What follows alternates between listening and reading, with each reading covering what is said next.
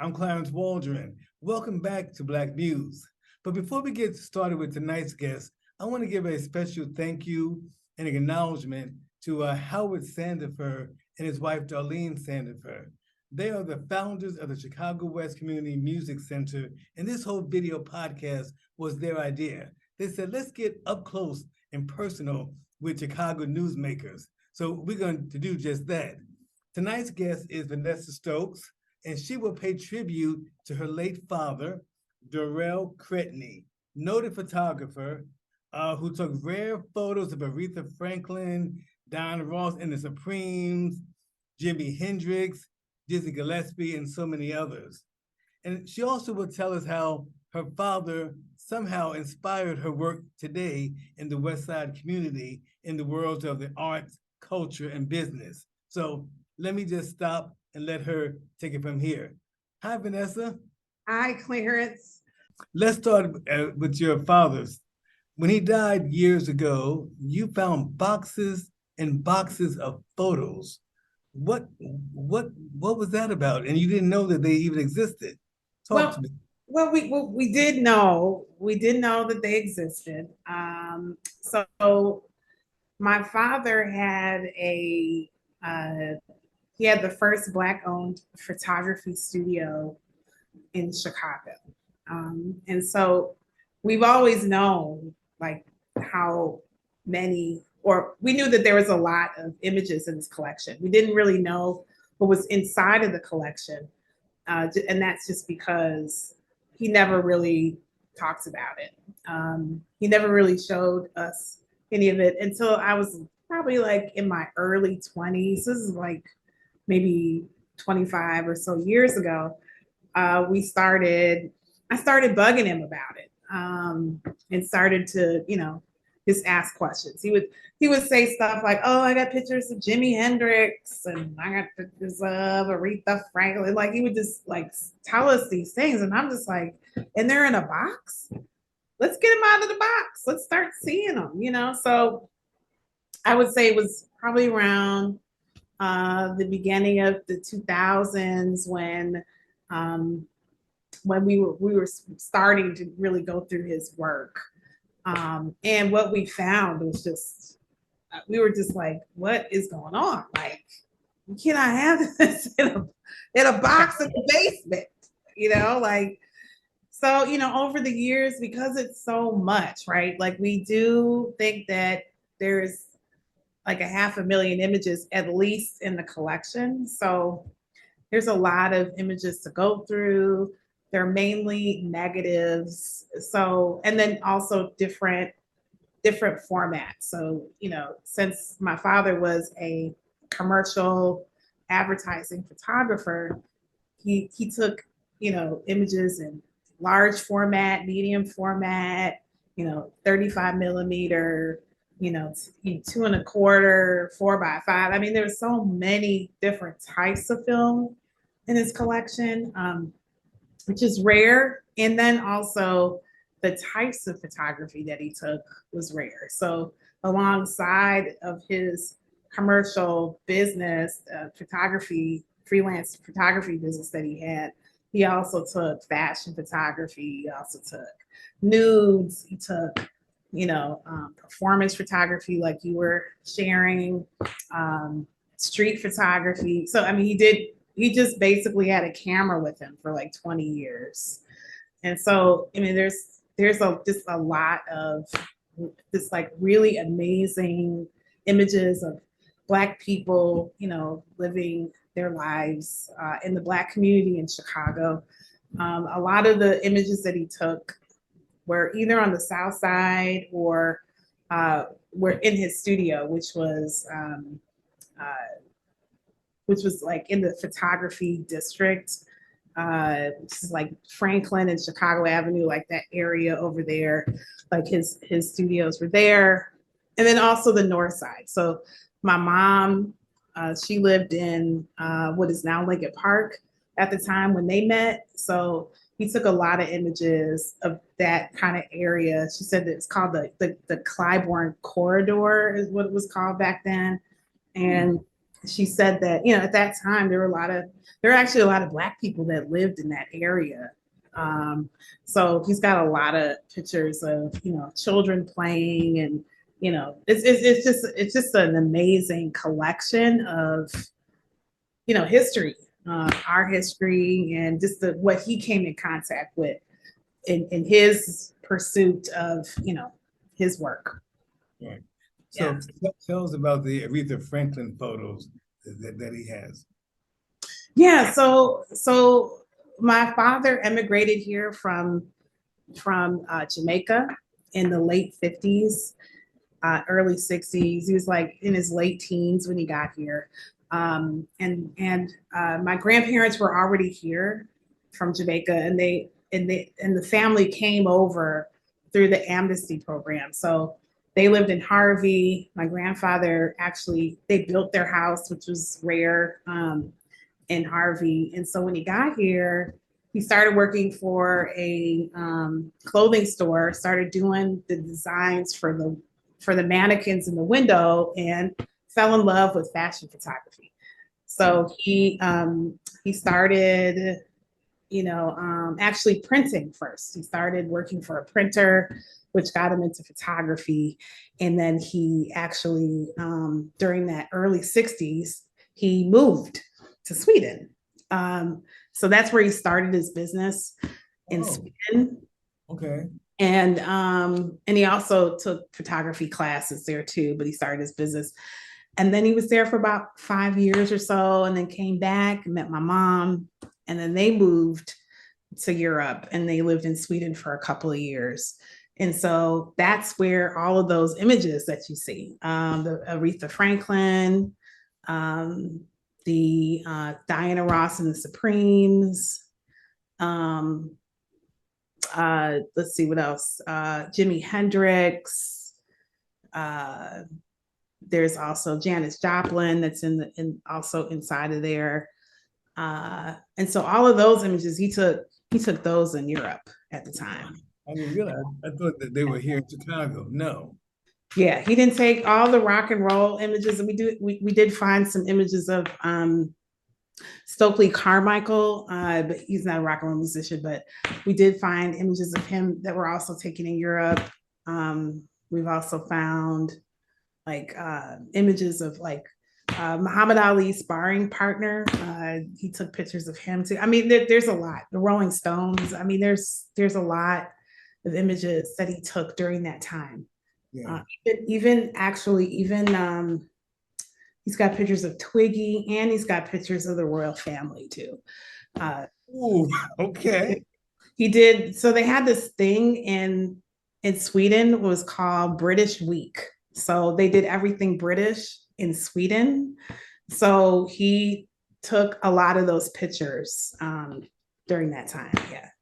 Wow. Okay. Okay. Now, have you been able to do an exhibit of your father's work? Well, we've done small exhibitions and small galleries. We haven't comprehensively gone through everything. So we've gone through a lot of it. I'd say probably about half of it. But we have not cataloged his the larger format film. So the medium format and the 4x5s and the 8x10s, those were all, he used all of those formats for commercial advertising photography. So we haven't touched any of that. So, I mean, it's just a lot of work to digitize and catalog all of that. So we've been kind of doing it, me and my sister and my mom, we've been doing it here and there over the last 20 years or so, I'd say. But I think what we have been doing is we did get connected to the National Museum in Washington, D.C., the African American Museum. So we're in conversation with them to see how we can work together so they can kind of help us, go through and catalog and digitize the collection. So So yeah, once that's done, we would love to, have like a world tour of his work. I mean, it's very much worth it. He had a very awesome eye for everything, as you can see, right? And so yeah, that's kind of where we're left right now. Okay. Okay. Mhm. Now, didn't you have a display of his work on like the Green Line on the Yes, west side? Tell me yes. about that 2 years ago. Yeah, so I moved to Austin in like 2012, 2013. And at the time I would, get on and off the train, and I was just like, oh my God, like look at all of these amazing spaces that would be great for art. And so I wrote some grants through the Department of Cultural Affairs and Special Events, and got some money to, work with CTA to put some images in the Austin and Central train stations. And then we also had some of his work displayed in the viaduct on Laramie, between Kinsey and Lake. But those images, it was a temporary like installation that wasn't permanent. So yeah, we're still looking for, possibilities to do public art. We do have some images right now on Chicago Avenue and Cicero. There's 4 images on top of that building on the corner. So there are still have some images out there, so people can see them. Cool, cool. Now, did your father's work inspire you as an artist and all your work with public art? Oh yes. Like I guess like I never really I never really knew. My parents were very free with my sister and I, right?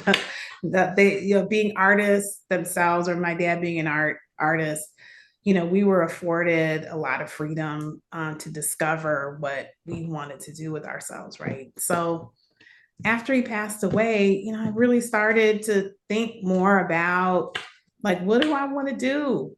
Like, what are some opportunities, right? So I went back to school, and I went back to school for photography, photojournalism, because I really love to write too.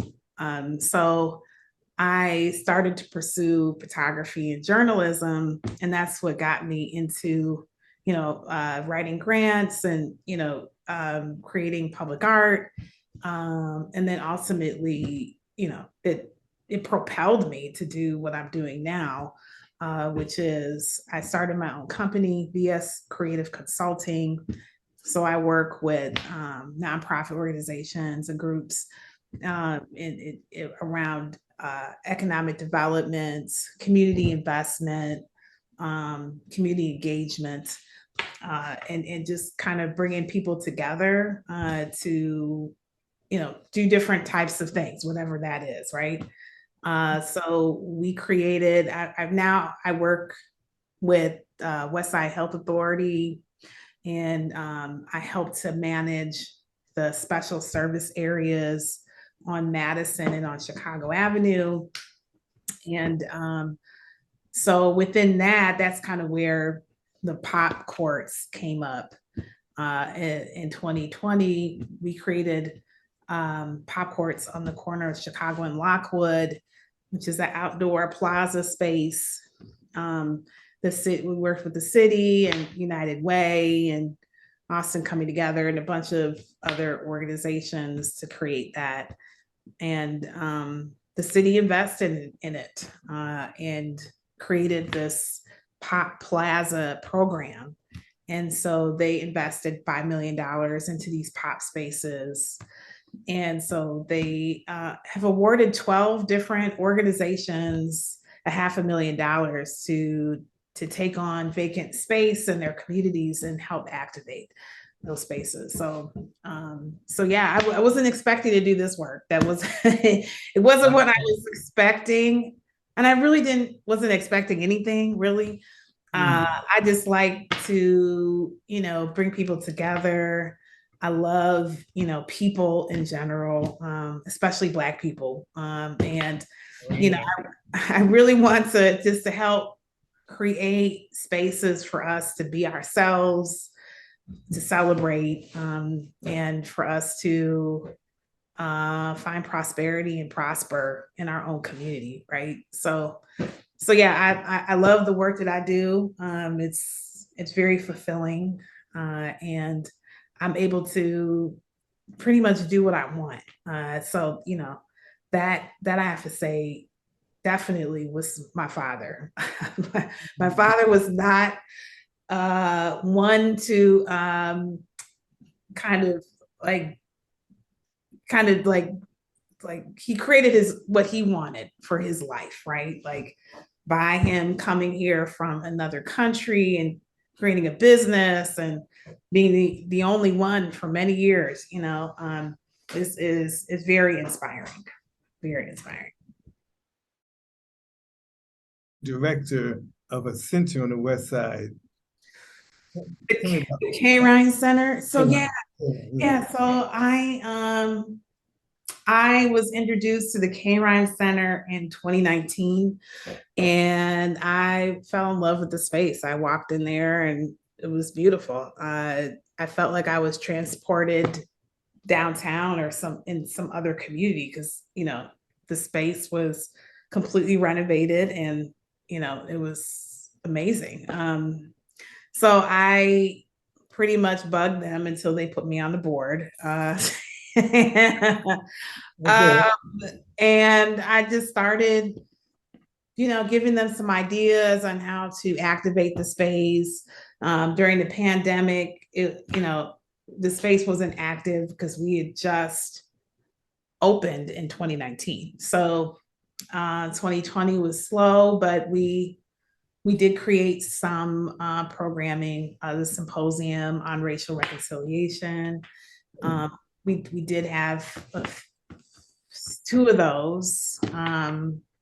And just by me, building with them, I was named the interim executive director of the K. Ryan Center. And so basically, essentially what we were doing was helping to fundraise for the space so we can create programming for the space. And so we did reach our goals that we had set forth for the K. Ryan Center. I actually have resigned from that position at the K. Ryan Center. It's just there's a lot going on just with the work that I'm doing. And I just felt like they're in a place and they're still growing and still kind of finding out the best way to present this space to the community.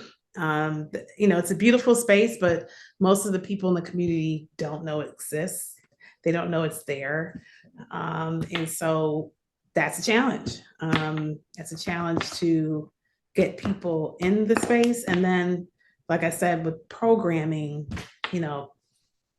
culturally sensitive programming, right? And then also, how do we shift the culture into something that maybe people in the community aren't used to seeing regularly, right? And having that Black centered. So, I mean, those were kind of the things that I was kind of aligning for us to move down, was just taking those things on. But yeah, I working for Westside Health Authority and working, just with my own work, with the community engagement work that I've been doing, and it just wasn't the right fit for me. But I'm still working with them. I still consult with them. Just to continue to build those relationships, to continue to have those. It's really important. It's a beautiful space. Like I dig it. Yes. Is it a theater there is also a new It is theater? a theater space. Mm, Yeah, so the K-Rhine Center it's an actual theater. It's an 850 seat theater. And it is capable of hybrid programming. So it does have the capabilities of streaming, Zoom integration, YouTube, Facebook, all of that stuff, and recording too. So there are a lot of possibilities wow. in that space. Yeah. Mhm. Okay. All right. Now, I got a question for you. How Mhm. can we use art as a way to transform the West Side? How can art play a role in that? Yeah, that's an excellent question. So art plays a large role in transforming communities. I did not grow up on the West Side. I grew up in Lakeview, and so coming from a different community and coming from living in this city my whole life. So I've lived here my whole life. I've lived everywhere from the North Side to West Pullman to Woodlawn, and now here in Austin and Garfield Park, for the last 10 years. And, you know, when you're, what I've noticed is that people who live here, it's hard to have a vision when you're used to seeing things a certain way. And so coming from a different space where we grew up, we didn't have vacant space. I didn't grow up around that, right? So I, what I see as possible is by filling in the built environment, filling in those spaces, um, and creating culturally, like I said, culturally sensitive, programming, which could be, a gamut of things. I mean, we actually, as Black people, we push the culture in this country. I mean, a lot of American culture comes from us. I would say a great percentage of it, right? Hmm. So if that's the case, we're the ones who are building the culture in this country and help to build it, then art is a huge way to create community and help to transform that.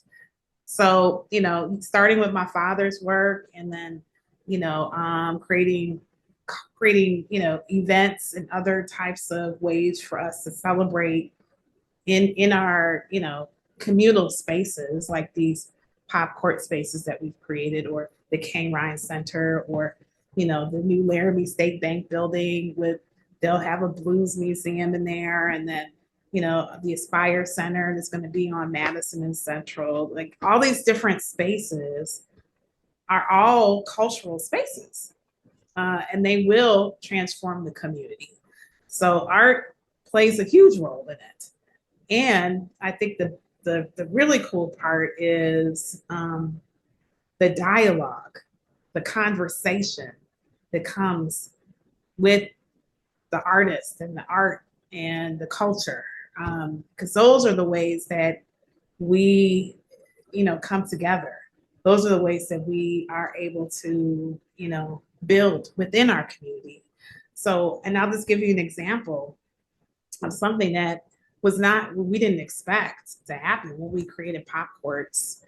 So, the community, this space is open, right? It's an open space. So anybody can go into the space, especially, and now it's kind of cold, so folks don't really hang out there. But in the spring and summer, we have picnic tables out there. There's a basketball hoop. We'll have food trucks come and serve lunch, and people could buy from the food truck. Like we'll do things like that people appreciate it. They appreciate it so much they keep an eye on it. Okay. They keep an eye on it. They pick up garbage, you know.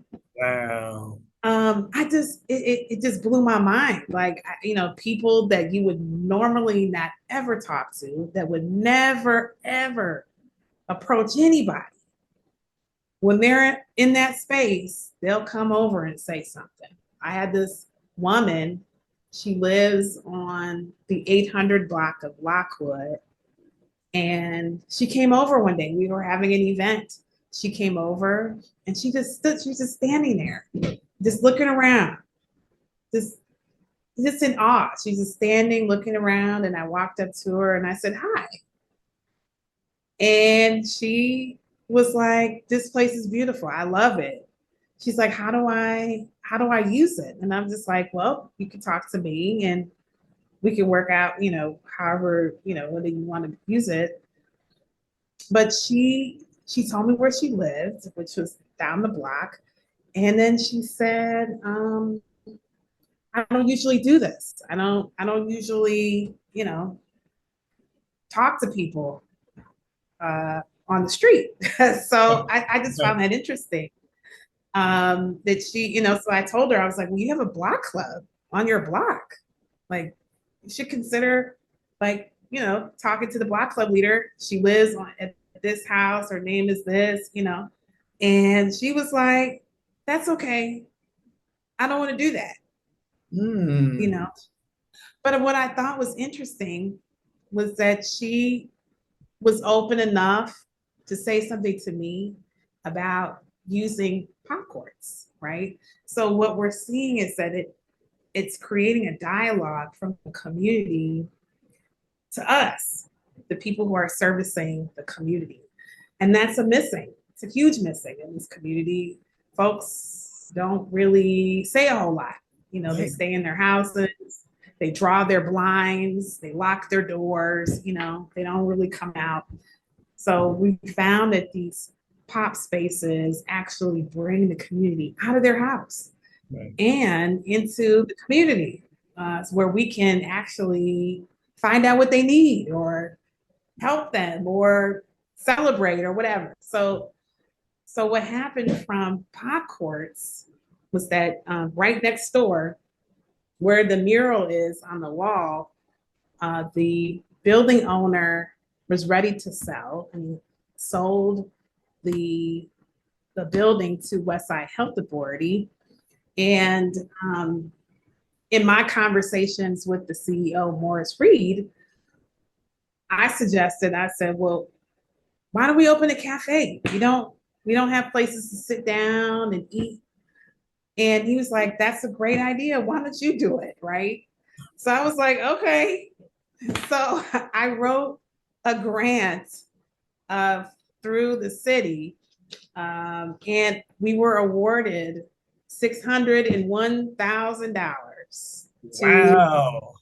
to renovate that building into a cafe. Hmm.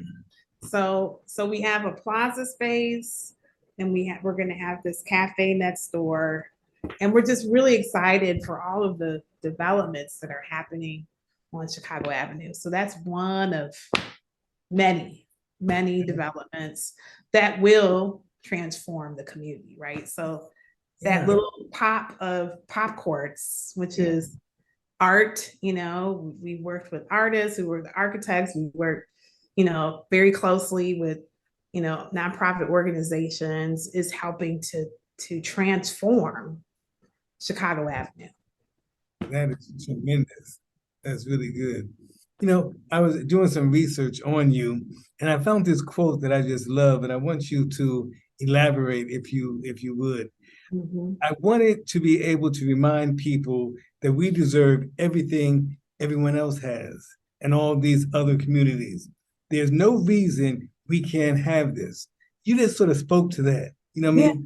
Elaborate on that a little bit. Yeah. Yeah. So I think that, for a long time, we have been conditioned to believe that this is okay. Like, this is a okay way to live, right? Mhm. Decades of disinvestment. I mean, this is, people are okay with garbage, litter on the street. I've seen people just walk by it, and I've had people tell me it's just part of the, part of the landscape, and so when I started to what we're starting to, create on the West Side is just to show people that we can create it. Like the community can do it. We can create those spaces because we do deserve them. Why not? Right. And I think that that what comes up a lot, and I've heard this from some community members, and this comes from people who aren't used to or haven't had it in such a long time, that it's so, like having nice things is gentrification, right? Like you're gentrifying the community. And it's like, no, not necessarily. That's not necessarily so. It doesn't have to be like that. You do have a choice. You can choose to live here. There's going to be some work involved in it if that's what you want to do. If you're a homeowner, there's going to be a benefit for you if you own your home. Your home is going to be worth more if you're in a community that where the people are really pushing for change. Your property is going to be worth more. We don't talk about those things. We talk about, oh, you're going to have to pay more taxes. Your rent is going to be more, blah blah blah blah blah. Right. So I just would like to shift the conversation into the possibility instead of the, what could happen. And if you're stepping into possibility rather than some negative thing or some other, gentrification or whatever, it changes the conversation. Conversation shifts into, look at that vacant lot right there next door to me. Is that space possible for me to purchase or for me to create something in there? Like those are the conversations that we're having now. Our people are inspired and they're moved by what's happening, that they're starting to see the possibility for themselves. And so that's what happens when people start to see that they too deserve to have a walkable space. Like we should be able to walk. I shouldn't have to get in my car to go to the grocery store. I shouldn't, if I want to go out to dinner with friends, I'd like to ride my bike, or I'd like to walk places. And that's possible. I mean, it's very possible to have those spaces here on the West Side. And it's just getting things started, I think, and people seeing the possibility. So yeah, that's what I'm up for. That's what I'm pushing for, and using, art and culture and engagement as ways to do that. Okay. Also, you were a 2020 fellow with the Black Metropolis Research Group. Tell me about that. So I received their summer fellowship to continue to do research on just Black photography, just to see, what we have archived, what we have preserved, right? So BMRC, they work in different library systems in the Chicagoland area. And I focused on a couple of spaces where these different collections were housed. I didn't really find a whole lot, which was interesting. And what I found wasn't really what I was looking for. I wanted to see more of our images more images of Black people. It's just not, there's not a whole lot out there. So that kind of sparks, it's sparking interest to me when it comes to preserving our history, our art, our own culture. And a lot of folks don't consider, like those books of photography, those home pictures, those home videos.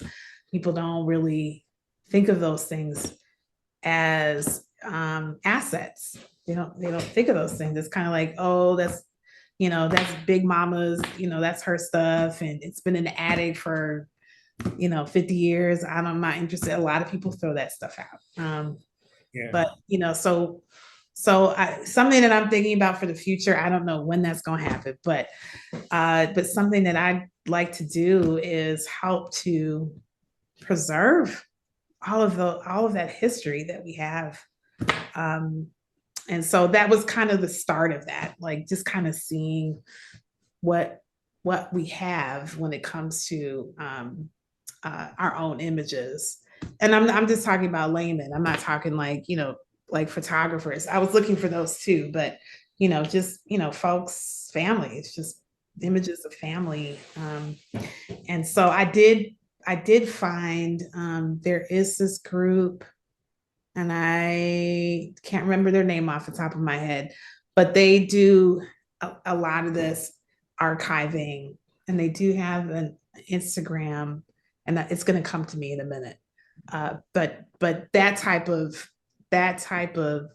preserving and documenting our history is so important. So important. I can't believe that our time is about up. Is there anything else you would like to share while we got you here? I'm just like, I just want to say I'm really excited for the Black community. Just right now in Chicago, there's a lot of movement happening on the South and West Sides. And that's very exciting. It's exciting to watch our people excited, coming together, working together to create our own community. And I just want folks to know that it is happening. Like it is.